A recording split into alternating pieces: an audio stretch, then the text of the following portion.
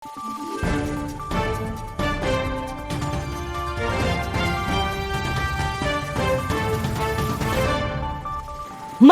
araw, Pilipinas! Ito ang Valiente News, hatid sa inyo ng Office of the Vice President. Sa pangunguna ng OVP Southern Mindanao Satellite Office, mahigit 1,000 mag-aaral mula sa Davao City ang nakatanggap ng pagbabago bags. Si Jera Gomez sa report. Namahagi ang Office of the Vice President Southern Mindanao Satellite Office ng pagbabago bags sa mga Special Needs Education o SNED schools sa Davao City ngayong Setyembre. Ang inisyatiba ay bahagi ng pagbabago, ang Million Learners Entries Campaign ni Vice President Inday Sara Duterte.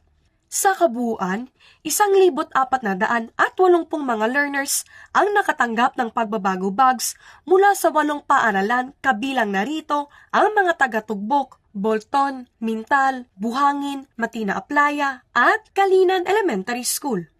Nakatanggap din ng bag ang mga mag-aaral mula sa Francisco Bangoy at Davao City National High School. Tinuruan din ng mga kawani ng OVP Southern Mindanao SO ang mga bata tungkol sa tamang proseso ng pagsisipilyo. Jera Gomez, lahat para sa Diyos, bayan at pamilyang Pilipino. Valiente News. Tunghayan mamaya ang matagumpay na pamamahagi ng pagbabago bags sa Pangasinan.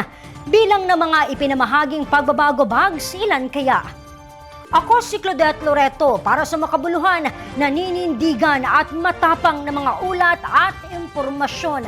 Maraming salamat!